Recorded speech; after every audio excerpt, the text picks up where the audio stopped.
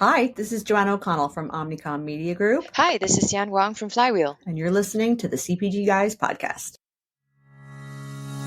Welcome to another episode of the CPG Guys podcast. Our hosts, Sri Rajgopalan, Peter V.S. Bond, and Brian Gildenberg explore how brands and retailers engage consumers in an increasingly digitally driven world. And now, here are the CPG Guys. Hello and welcome to the CPG Guys podcast.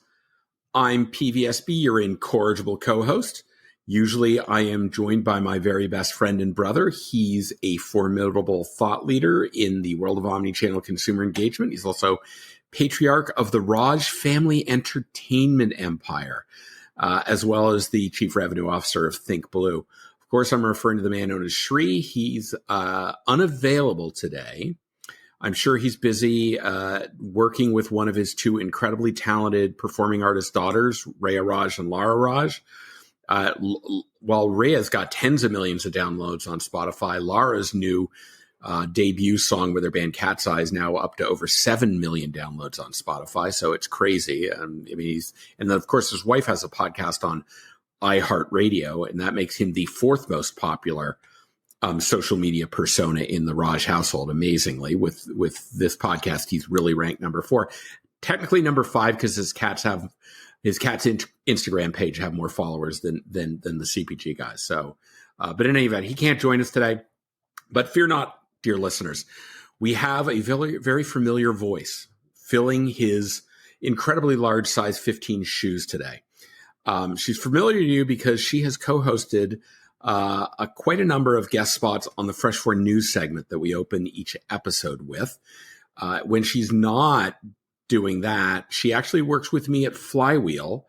She's my ride or die colleague and the very best there is at client success partnership. I want to welcome to the anchor chair my dear, dear friend and my colleague, Jacqui Dynowski. Jacqui, how you doing? I am doing great, Peter. Thank you. Way to go to, make me want to hyperventilate with the anchor spot. Here's Sri, who is amazing, thought leader, all of that. And then there's Jacqui. She kind of hangs out with us every now and then. Do you like the fact that I didn't tell you about this until about an hour before we recorded because I didn't want you freaking out all weekend over it? No, Peter, I didn't like that. I didn't like that at all. No, I figured you didn't. So let's dispense with the pleasantries, Jacqui. How awesome is it to work with me all the time? Like, do you use the telehealth on demand? Is like the icon right there on your desktop just to be able to work with me, or is it that bad? We have a good time, don't we? Tumbleweed.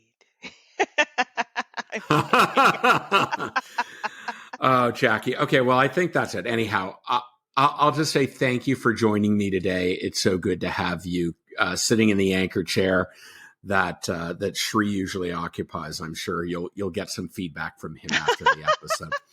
Before we introduce our guests, we want to request our loyal listeners using Apple or Spotify as their preferred podcast listening platform. Please, please, please give the CPG Guys a rating.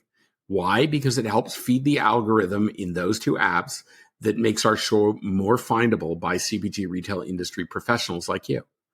And while you're at it, let all of your colleagues know about this educational and entertaining platform, the CPG Guys, which you can find in not only the podcast form, but go on to LinkedIn. We publish new content there every day. You should be following us there. And while you're at it, make sure you click the link that we're putting in the digital liner notes to Jacqui's LinkedIn page, because she is a formidable purveyor of content on LinkedIn in her own right. So make sure you do that as well. I also want to encourage you, listen to some of our sister podcasts. Of course, the FMCG Guys, which is our sister podcast over in Europe. And of course, CPG Scoop with Reese and Jennifer, which give you little snack bites of information from industry leaders in the CPG space. We're probably going to launch a new podcast in the fourth quarter of this year for another geography in the world. More to follow about that. But please do keep listening here for more details. The CPG Guys also will be kicking off the upcoming Consumer Goods Technology Sales and Marketing Summit that's happening in Princeton, New Jersey this September 23rd through the 25th. We're going to do a State of the Industry fireside chat to kick off day one.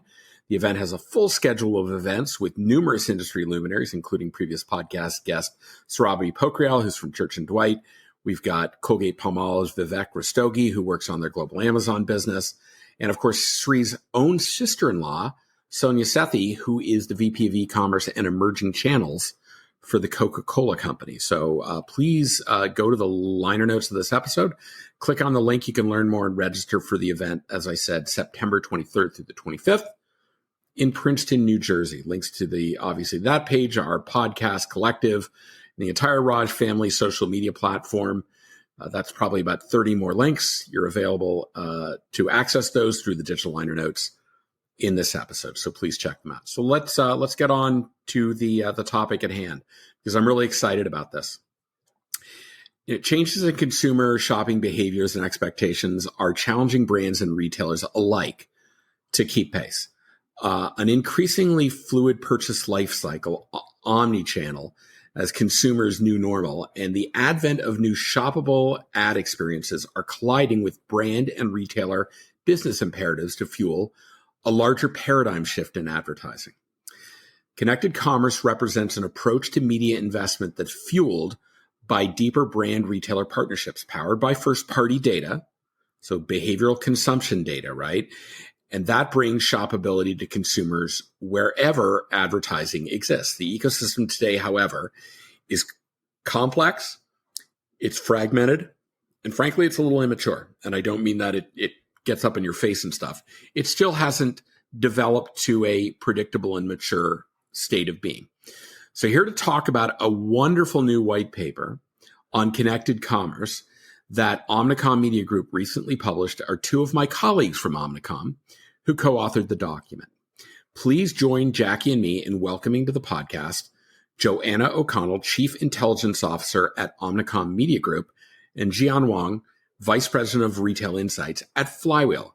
Joanna Xian, welcome to the podcast. Thank you so much. So happy to be here. Thanks for having us. Honestly, it's an honor and a pleasure. I am really excited. Xian, you and I work together all the time. Joanna, it's our first time interacting, but I'm so excited to talk about this white paper. The minute I got my hands on it, I gobbled it up in a couple of minutes, and I am so excited to dig into it. But before Jacqui and I get to our questions, it'd probably be good just to frame the audience, your background. So, Joanna, why don't we start? Why don't you let us know about what your remit is at OMG?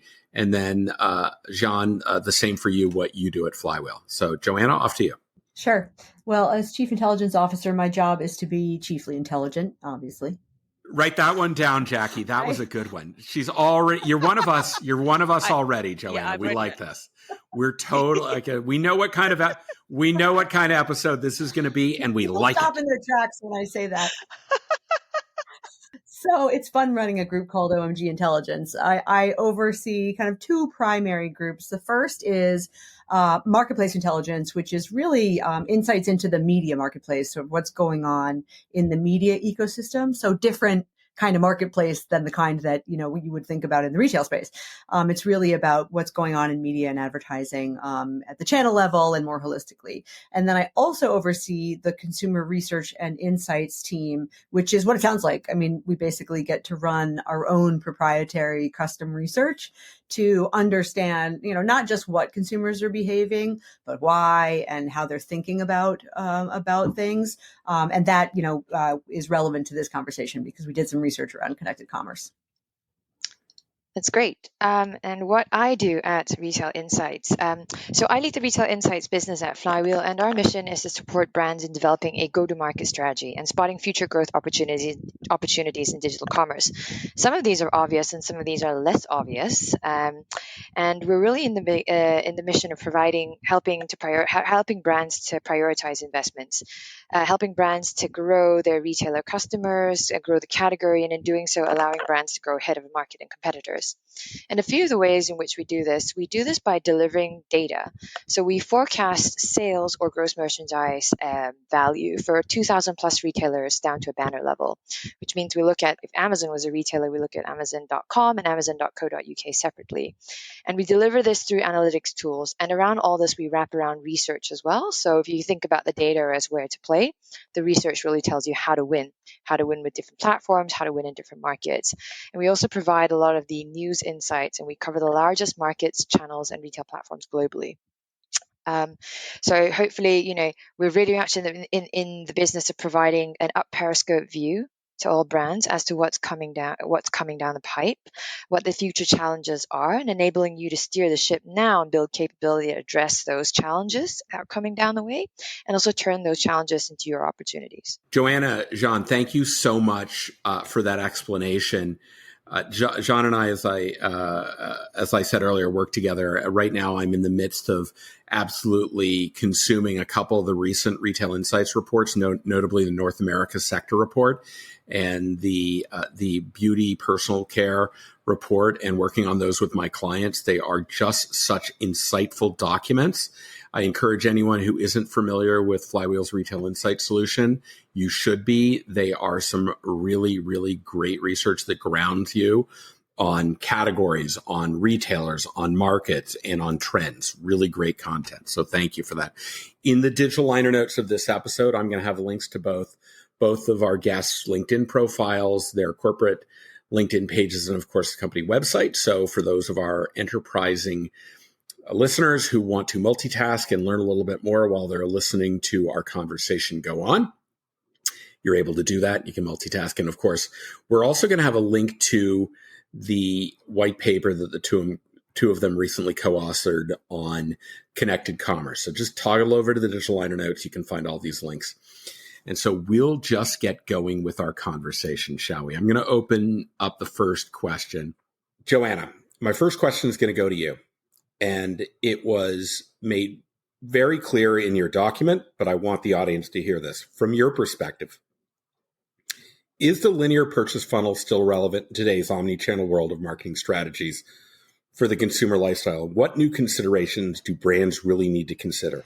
So listen, I think the notion of consumers following a particular path from discovery through to purchase, even to advocacy, like it makes sense, right? Intuitively, you're like, okay, you follow the yellow brick road to seeing something to eventually buying the thing and using the thing, right? Follow the yellow brick road.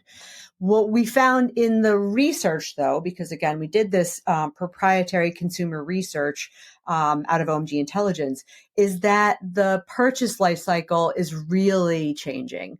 And it's changing in several important ways. So one is that it is nonlinear now. So it might be the case that someone kind of goes from discovery to a much deeper phase in the purchase life cycle and skip some of the things you would think they would do in between. So nonlinear. They might go back. They might jump out. They might come back.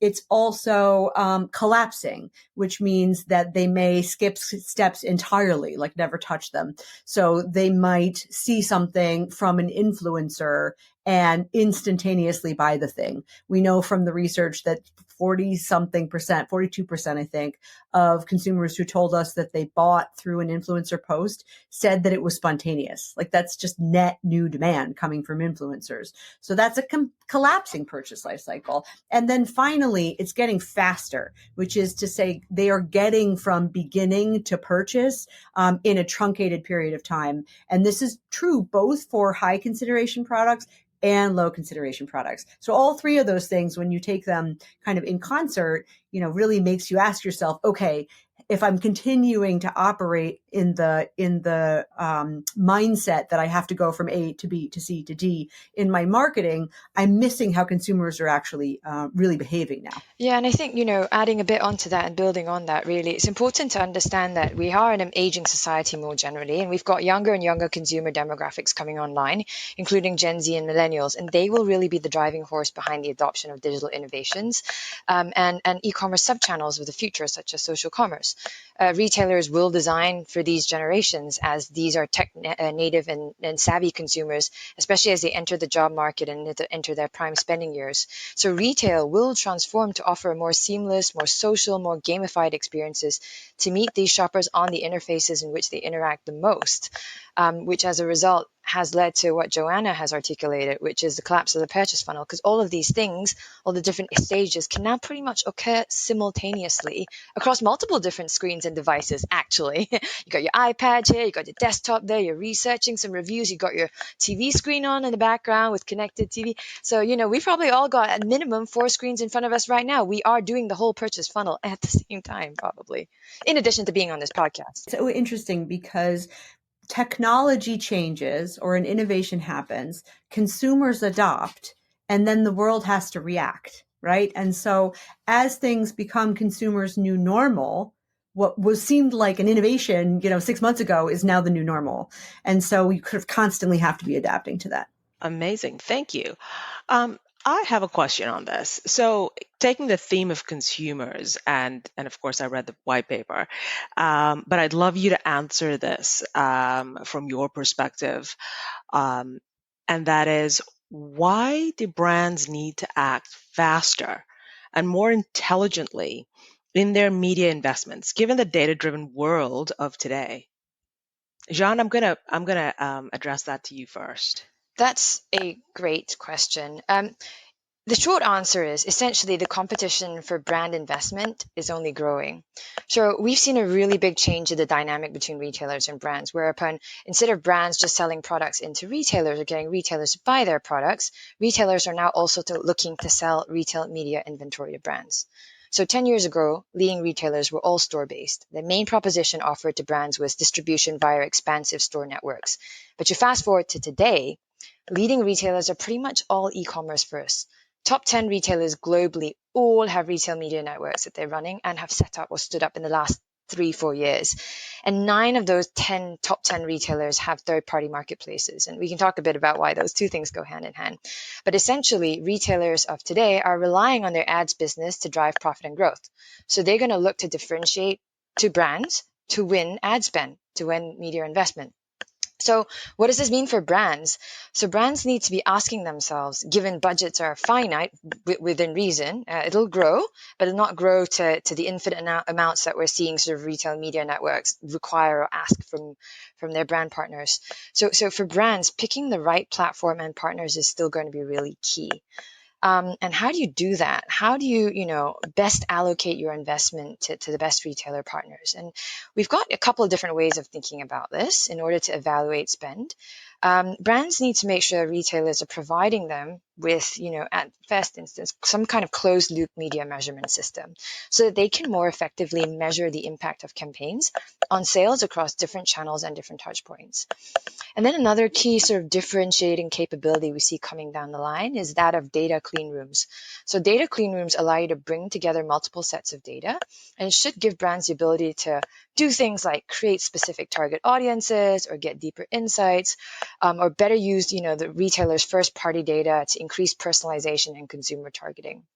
And the last consideration, which is really, tying back to what we were talking about just a minute ago about how fast things are happening, is really about whether your retailer partners are going to be able to enable you to operate in real time. So operating in digital commerce, dynamic pricing, allocation decisions also need to be as dynamic as pricing across different markets and different platforms probably. So brands really need to capitalize on the infrastructure built and on offer by large retailers to empower this kind of real-time retailer allocation decisions, both in inventory and supply chain as well as in media spend. Thank you, Xian. And Joanna, do you have anything to add to that? Well, we're going to talk about this, I think, in the next question. But I think fundamentally what Xian's getting at is the sort of value in data, right? That it becomes sort of infinite in the possibilities that it unlocks. Not to be overly simplistic, but, when we kind of think of this notion of connected commerce, it's in part because it is bringing brands so much closer to that purchase journey that consumers go through than, particularly like CPGs, FMCGs, than they've ever been before, right? Because they've been sort of sitting on the outside of that stream. They've been sitting on the outside of that data and that data stream. And this is sort of getting them closer. And I will say it's both from a retailer standpoint through retail media networks that enables so many of the things that Xian was talking about, but it's also happening in kind of other forms of advertising that are worth talking about. So shoppable TV, for example, where it becomes the new normal, when it becomes seamless and easy for a consumer to just say, add that to my cart. It's in the cart. You can buy it from a TV commercial.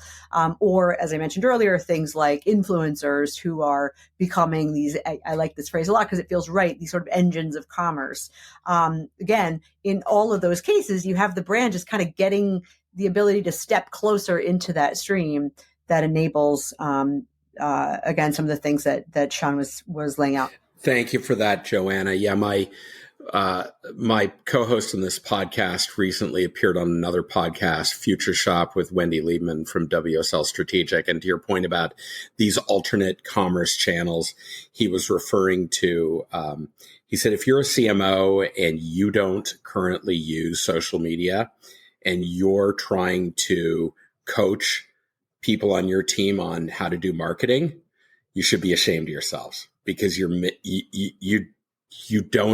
not talking about today's consumers. You're talking about the consumers of the textbooks that you studied when you were in business school. So I think that's important. So speaking of today, Xian, tell us, how has retail media and the networks that have emerged really helped bridge the gap for brands in this era of connected commerce? Absolutely. I think, just to observe the world and the situation around us, there are far more possibilities for brands to drive visibility today, and a couple of different channels, really. Inside of the store, where we've seen traditional trade spend, really, signage and labeling, we've seen a lot of digitization of the physical store via smart carts, via digital screens, via in-store audio. And we've seen a lot more opportunities to reach shoppers on the move. So shoppers are using their mobiles more and more. So influencing shoppers across mobile touchpoints with personalized prompts on mobile apps, etc., location data, all another possibility. And also in terms of the at-home and at-work locations, you've got obviously on-site advertising on retailer websites like sponsored search and display. You've got retailers expanding their networks, like what Joanna just said, to new touch points like social media or CTV. So I think overall, not to mention, with the attraction of margin and revenue from retail media, retailers are looking for ways to expand inventory, but also bring and enhance the omnichannel and connected commerce experience that shoppers desire by bringing some of these other elements into play. One of my favorite ones, especially, is bringing the store base into play in specific. I think, traffic through stores and sales through stores ultimately is still higher than e-commerce today. You're still reaching far more people through stores. In fact, largest mass retailers are still only seeing something like 10 to 20% of their sales through e-com. The rest is still store-based. So brands and retailers want to target consumers wherever they are. So you need to think about building in-store solutions too. And excitingly, with the retail media networks, we're starting to get to the point where retailers can connect digital with stores. There's a couple of ways we have seen this starting to be done. Aisle end caps, lots of investment into digital media screens, for example, interactive displays in store. And of course, you always have the mobile in hand of the shopper. So there's a big opportunity that, retail media networks can come and digitize and connect the in-store retail experience in a way to enhance the experience for the shopper as well, in a much more connected way than before. And that's where we see the future heading. I think also another way to really drive some of this high margin, high growth ads business, which today is largely driven by lower funnel inventory, which in and of itself is limited by the number of SKUs you have listed. The leading retail media networks like Amazon Advertising and Walmart Connect, they're all launching more upper funnel media network opportunities as well. And we'd see this to be continuing to be the case in the next couple of years, especially as we see mono connections with in-store retail media and connected TV to develop a bit further. So yes. And Joanna, I've got to imagine that Xian referenced the size of the audience in store. I saw some recent research by ComScore and Placer IQ that said, as an example, Walmart's in-store audience is 75% larger than their digital audience. And that's important in an era where linear television is waning in its influence. What are your thoughts on that? Like, is that, well, who can you reach in store that you can't reach online? I mean, it's such an interesting question. I think what it kind of fundamentally comes down to is how your consumers behave. I mean, if we're going to talk about major considerations for brands, which I know we will at some point, that feels like a big part of it, which is understanding how your consumers traverse the consumer journey. And they're not all going to look the same, right? You're going to have different kinds of segments that sort of demonstrate different kinds of patterns of behavior. And that's what you really need to use as a starting point, because fundamentally you want to be where they are, and you want to be able to behave the way they expect you to behave, or maybe they haven't even thought that you might behave. So when you think about something like traditional, in-store and digital sort of virtual experiences, what's kind of happening now is that those things are becoming more fluid for consumers. So if it happens that a consumer likes to walk into a store and then go purchase online, you need to know that to be where they are. If it happens that they do some research online and then go into the store, or they're playing around their phone while they're in the physical store, those are the kinds of things that you need to understand. That's fundamentally what omnichannel is, right? I mean, omnichannel isn't about being only in the one place that you think they're going to be. It's about anticipating where they might be and kind of being where they are when they need you. Now, that doesn't mean that you don't need to have some sort of broad-based support for brand building. You absolutely do, just to be really clear. It does not mean that the entire world becomes, individualized precision marketing per se. You're still brand building, but you really do need to think when you're kind of on that journey with consumers, where do they want to interact with you? Thank you. Building on that, I have a question around the benefits. What are they for the brands in this connected commerce world? I think the real benefit for brands is unlocking the value of omnichannel shoppers, truly. And brands can do this via retailers who themselves are investing in their omnichannel capabilities. In summary, retailers are not just embracing e-commerce to capitalize on the shopper shift to online channels. The reality is that retailers are investing, and therefore brands also are investing, in a truly omnichannel experience. They do see better results. This omnichannel shopping journey is proving significant in terms of business strategy because omnichannel shoppers are consistently more loyal to a retailer and they spend more. So a higher average spend per customer. Customers who shop across stores and online, they engage with retailers on more occasions. They purchase bigger baskets. For example, health and beauty retailer A.S. Watson reported that when shoppers collected their online orders from in-store, they add something else to their basket upon collection between 30 to 50% of the time. And a longer customer lifetime value. Who doesn't like that? The ability to have more personalized interactions with shoppers, be that by providing personalized recommendations or creating inspiration or offering greater convenience, ultimately drives stronger shopper engagement and long-term loyalty. And it's not just me saying it. It's actually Kroger and Carrefour. I think Kroger reported that they saw a retention rate of something like 98% when a customer adds one of their digital channels to their engagement. And also, meanwhile, Carrefour definitely put out some stats around omnichannel customers spending something like 27% more with it after 2 years. So Carrefour aims to have something like 30% of its shoppers as omnichannel shoppers, which is up from 11% today. So this will require brands to adopt a truly omnichannel approach as well in order to win across all the retail customers' various touchpoints and levers that you can pull in a retailer's ecosystem that are on offer. Yeah, and I want to add to that your comment on people who top off their order that they've done curbside and they walk into a store. We had on someone from Target, Matt Drzwicki, who runs ad sales, and he was quoting that a very large percentage of people who do curbside pickup at Target walk into the store and buy something more. And it's about how retailers respond to it. The way Target responded is if you went to a Target store 4 years ago, towards the beginning of the pandemic, and you saw they had about 4 parking spaces for curbside, go today. There are 20 or 30 because they understand, and they're all prime parking spaces right towards close to the store. And their attitude is they know that those shoppers are valuable shoppers. And they know that they want to park close to the store, particularly if it rains, right? So if the price of admission is giving a preferred spot to someone who's going to order curbside, and then after they collect their order, get out of their car and walk into the store and buy some more, those are exactly the shoppers they want to offer that convenience to. So I think that's a great example of where a retailer is kind of adopted to what you described, which is this omni-channel shopper path to purchase, and they're trying to enable it. They're trying to expand upon it. I think that's really smart merchandising and marketing from the standpoint of a retailer. Joanna, any thoughts from you? Well, I think when we think about benefits to brands, then it becomes clear that by being closer to these things, there's like a lot of stuff that becomes possible. You kind of go from a world of having a very narrow view of your consumers based on just a limited, very limited persona work, other kinds of data sets that you get access to one that can be a lot more comprehensive, because these retailers see consumers in all of these different ways, doing all of these different things. And that becomes really valuable insight into the consumers themselves. Sort of more 360-degree view. Sorry to use the phrase, but you know what I mean?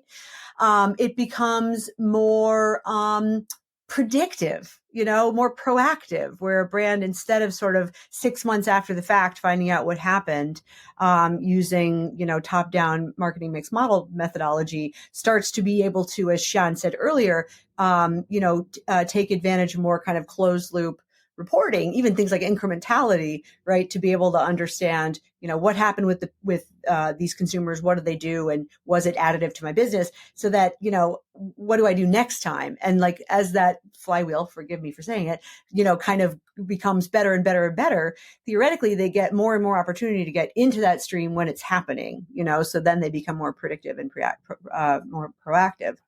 And I think causal, I said incrementality, but just to be clear, that's a really big one, I think, to be able to say, I know because I spent these dollars in marketing that these things moved off of shelves, whether they're physical or digital. Joanna, I think I speak for my other two people on the podcast today that you can use the term flywheel as frequently as you want in this conversation. We're totally cool with that.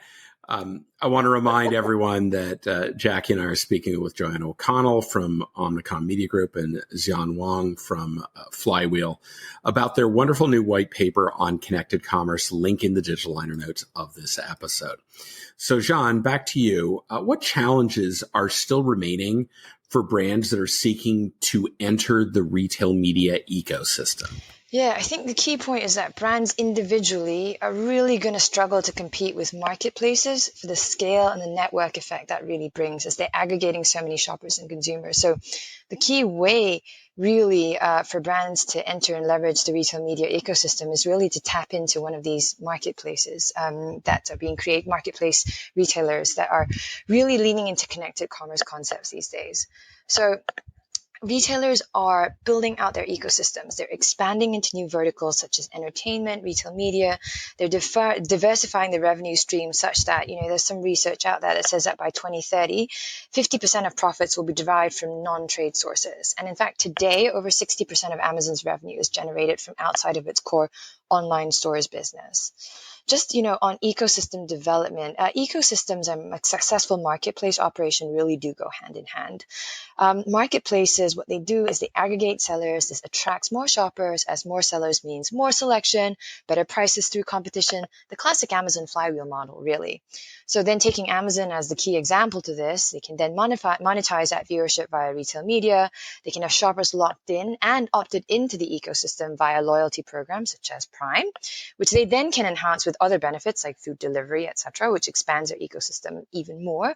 All of this works to generate troves of first-party data and starts to expand into other areas of shoppers' lives, especially when you think about the entertainment aspect of things, which you can then offer a better experience to shoppers who, better predictions, better recommendations, etc. And then you can also start to monetize from sellers or vendors via supply chain services or fees, etc. All these elements are working together to drive growth. So it's really important to understand your retailers, not just as a retail or commerce platform, but as an ecosystem. And I keep banging on about marketplaces, really, because they are pioneers of the ecosystem model, and they're very important signposts for the strategic direction of the rest of the retail industry. So while retail media, we've been talking a lot about today, is considered a relatively new focus area for retailers, when you look at how many new retail media networks were being stood up in the last 3 years, Amazon's ad business has actually been operational since 2012. Initially, it was just banner ads and sponsored search before it was expanded into more formats, but they're really pioneering there. And so it's very important for brands to understand the ecosystem model real well and lean into all the levers to drive growth, especially in some of the alternative options like upper funnel that have more recently been expanded to and invested in. Retailers aren't retailers anymore. There's lots of new opportunities and new challenges for brands in terms of how to integrate with these really, expansive media platforms, formerly known as retailers, and drive digital influence across these broader ecosystems. I was just gonna say you can laugh at me. This is like a shameless self-congratulatory moment. But when I was building the research practice at Ad Exchanger, which is a trade publication, this is back in like 2013, I actually did a whole marketer's note that I used to write each week, these marketer's notes about Amazon getting into the ad business and how everybody should be paying attention because it seems like such a big deal that was, that nobody really understood yet. And I would encourage all of our listeners, as you go to read this white paper, we're also going to link another recent Flywheel white paper in the digital liner notes, The Big Shift, because with this, there's been a paradigm shift in the power balance between brands and retailers. For the better part of 100 years, brands have been the economic buyers. They write the checks for products and very much dictated the terms through their power of distribution, which I think both of you articulated earlier. And now suddenly they're sellers. They're selling media and they're trying to reach budgets that they had until now not been able to access, those that paid for things like linear television and print advertising. And they're desirous of that because the margin structure is so much more powerful. But it also requires that they change their attitude. Because, they've for years expected brands to come to them in their headquarter offices. And if they want to reach some of those budgets, those budget holders don't come to their headquarters. They're situated in the headquarters of where their brands are located. So getting on an airplane and flying to see the headquarters of brand A in Cincinnati or brand B in Chicago is a bit alien to some of these retailers that thought the world revolved around wherever their headquarters were. And they've got to kind of change that attitude in the world of retail media because they've got to find that there's a symbiotic relationship because they're both buyers and sellers now. One is selling products. The other one is selling media. How do they operate together? And I think your paper has sparked a lot of thoughts around that as well.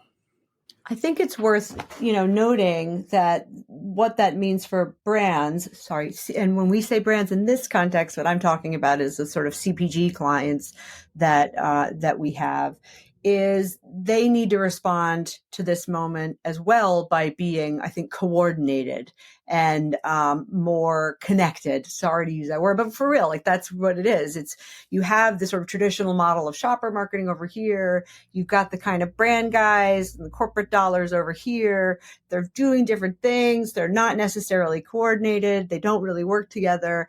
And you're seeing these big companies, to varying degrees, start to collapse that. Because I think they know that they need to, because there's, waste to be removed from the system. There's insights to be used in more places. There's just lots and lots of benefit. There's opportunity to deliver more connected experiences to consumers through creative. So that's a big change, for these organizations to go through. And I do not mean to minimize it because it is a real, it's a real undertaking to start to collapse those things, but it does unlock a lot of stuff. And against that, Joanna, what are the core considerations that they need to address as this shift is as we shift to a connected commerce approach to marketing strategy? Yeah, I mean, it's some things we've talked about a little bit already, but maybe they bear repeating. One, which we talked about earlier, is just better understanding your own consumers' purchase journeys. We talked about the fact that behaviors are getting really fluid and the sort of notion that this omnichannel shopper is becoming more common and is also more valuable. So if you're going to be able to meet that moment, you have to understand what those journeys look like, rather than sort of having kind of outmoded notions for how people behave and how they shop, so that you can apply some of this stuff to take advantage of where your consumers are going to be, and how they're thinking about the purchase process.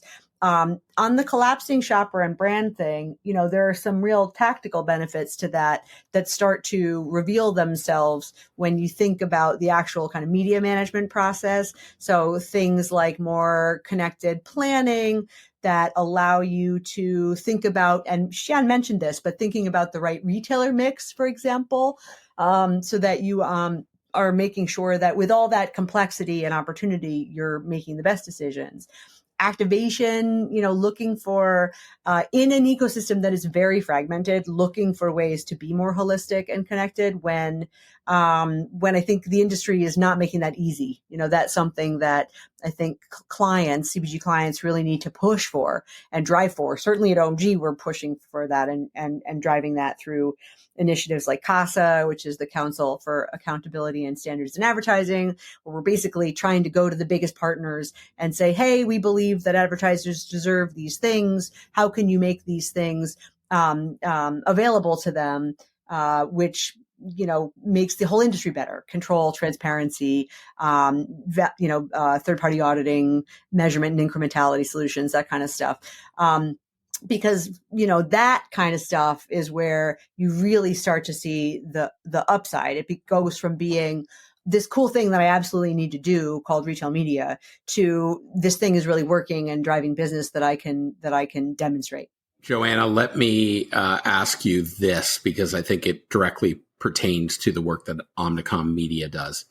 How does creative play a critical role in connecting a brand to a shopper? So important. And I will tell you, as a person who grew up in the world of media, we just did not talk about it at all. We never talked about creative. We worried about audience targeting and optimization and, multi-touch attribution. And yet, what is the thing that the consumer experiences?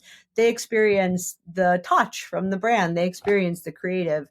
And there's all kinds of cool technologies that are available now to do really amazing things with creative development, creative optimization, multivariate testing. I'm such a nerd about this stuff. In my past life at Forrester as a research analyst, I wrote all about creative advertising technology as part of my omnichannel advertising coverage.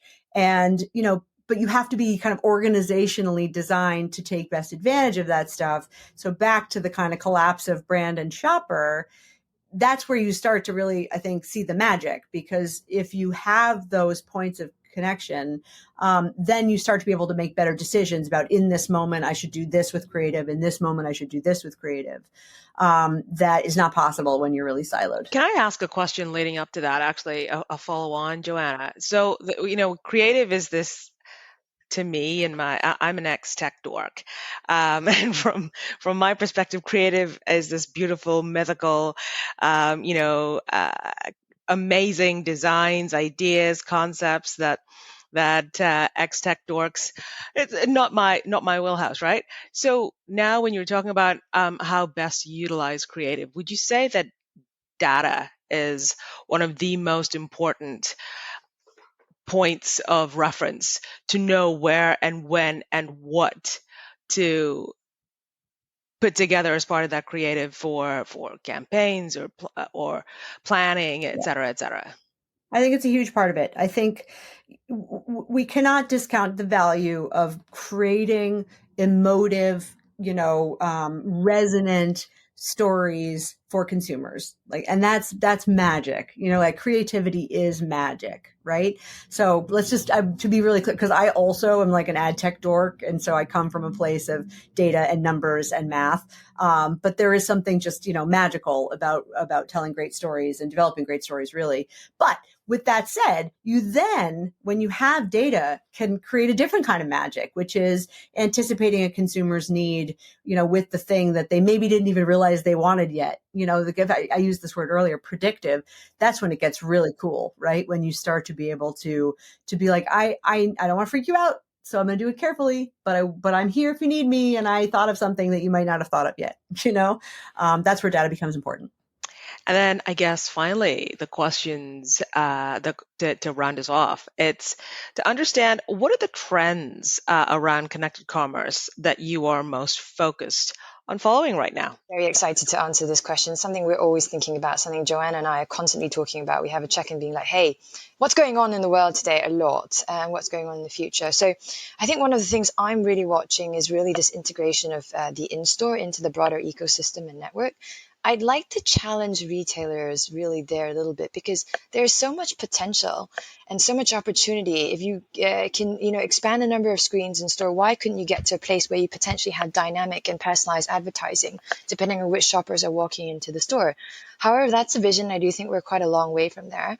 So I'm actually watching that pretty closely to see what's going to happen, because I want to hang on to this opportunity we now have. So back in the day, we always had a black hole in store slightly, because we couldn't see, what shoppers were adding to cart.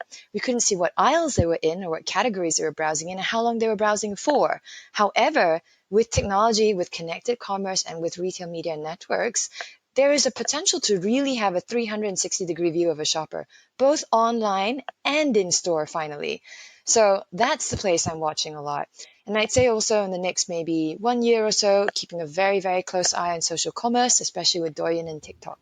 Yeah, I'm going to hop in and expand on that last point, I think, a little bit, because, when we defined connected commerce, we very deliberately were broad. It was not designed to be interchangeable with retail media, because it's more than that. And again, that's by design, because commerce is happening through advertising in so many ways. Social commerce being a perfect example, as Xian said. I mentioned influencers before. I'll mention it again. If you don't have a thoughtful influencer strategy that includes some conversation around commerce, you're probably missing out. I also mentioned just general shoppability in advertising. And if you think about something like TV, Amazon in January announced ad-supported Prime Video, and it was like 150 million, some insane millions of households, 150, 170 million households instantly, that are Prime members, instantly getting ad-supported streaming TV, and who's better primed, no pun intended, to be able to, you see what I did there? To be able to essentially empower a consumer really easily and seamlessly to just say, Alexa, put it in my cart. It's in the cart. You buy it. And that is when something becomes normal, is when it's easy. And so I think a company like Amazon is extremely well positioned to make that a new normal for consumers. Hey, we'd love audience feedback for today's episode. The best way to make that happen is if you're using Apple or Spotify, leave us a rating and a review on these app platforms so we know what you like. And again, it'll help make our podcast more findable by other professionals looking to be educated and entertained. Hey, Peter, you know what my favorite number is? What's your favorite number, Jacqui? 5. 5. I like 5 too.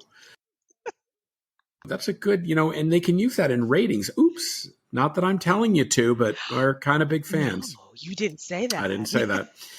We've included a link to the new Omnicom white paper on connected commerce, along with the one on Flywheel's big shift on the balance of power. Both of those are in the digital liner notes of this episode. Jacqui and I want to thank Xian and Joanna for joining us today and educating us on how brands need to embrace connected commerce as a strategic approach to media planning and investment. Thank you guys very much for having us. Hopefully it was interesting. Thanks, guys. Talk to you soon. Jacqui, would love some of your thoughts. What really resonated for you about what our colleagues shared with us today? Well, I want to start off with my favorite phrase from Joanna, and how she told us that she was chiefly intelligent. I love that. She is chiefly intelligent. I'm going to introduce. Oh, she's massively chiefly intelligent. I love that introduction. We're like posers in comparison, aren't we? I mean, well, maybe I am not. I'm not even a poser. I mean, right? You aspire to poserdom? Is that what you're saying? I do. That is my aspiration.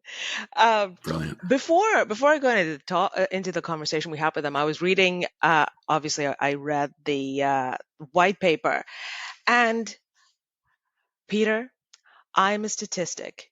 Every statistic they used on there, I was a statistic. 49% of social media users have used influencers in their purchase journeys. Guilty. Yes, I thought I was so much better than average. I'm the average shopper. Yeah. Wow. I really am average. Yes. I love that they talked about the data clean rooms. I'm obsessed with clean rooms. I love that. That was what Jean talked about. So you're saying you're the average shopper? Yes, thank you. I'm aware. Thank Guilty. you. But again, as an ex techie, the personalization with data, amazing. Data, potato. That was Um, good. What else? I love that whole personalization piece. Shoppable TV. I would love to tell Alexa when there's an ad coming, because I'm too cheap to buy the non-ad version of Prime, that I want to buy I want to buy X or Y of whatever it is that I'm seeing on TV. I love the fact that brands are getting or are planning to get more predictive and proactive with closed loop reporting. That they're focused on that. What Jean was talking about in terms of marketplaces, and that they're really the pioneers of RMN. And Amazon started in 2012 with banner ads. Oh my God, I'd forgotten about banner ads. Do you know any people who might have have felt the same way when Amazon announced they were getting into advertising? Maybe they founded a company, in Baltimore, Maryland, that you can think of. They walked away from their day jobs at Compass, an agency, and they created a new company. Is this one of the folks that I'm a massive hashtag might be fangirl Patrick about? Miller and Chip DiPaula, yeah. The guys who created Flywheel. Yeah, maybe, Go figure. maybe. Go figure. And my final thought of the day, aka Jerry Springer, social commerce, social commerce, social commerce. If you're not in it, you're missing the boat, and you can't really call yourself credible in the era of connected commerce. You better damn well understand what it is. You better be thinking about which of your brands are appropriate, and you better be thinking about testing and learning in this environment, because there are brands making millions upon millions of dollars in sales, and it's outside of the normal marketplace channels. And if you don't understand how that's happening, there are going to be challenger brands that will. And they're going to eat your lunch. They're going to eat your lunch. 100%. 100%. They are. And again, statistic. I made purchases based on social commerce. I'm so ashamed, Peter. I'm so ashamed. I do it all the time. I buy so many of my daughter's dresses through social commerce. It looks nice on Insta. I add it to the basket, and before you know it, it's on my doorstep in Guilford, Connecticut. Jacqui, thanks for stepping up to the plate from the Fresh Four, sitting in to co-host in Shree's absence. I think you did an admirable job. I think this is the first of many. Passable. Passable. Yeah, you're okay. You're a bit of all right. Peter, thank you so much for having me.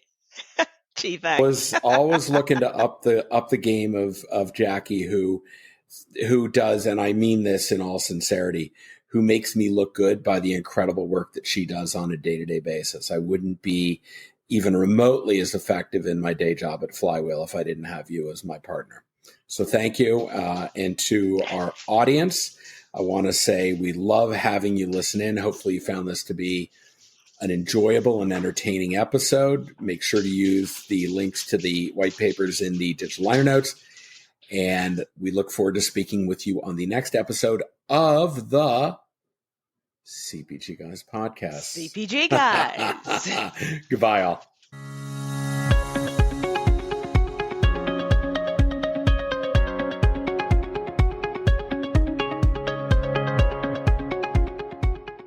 The content in this podcast episode is provided for general informational purposes only. By listening to our episode, you understand that no information contained in this episode should be construed as advice from CPG Guys LLC or the individual author, hosts, or guests, nor is it intended to be a substitute for research on any subject matter.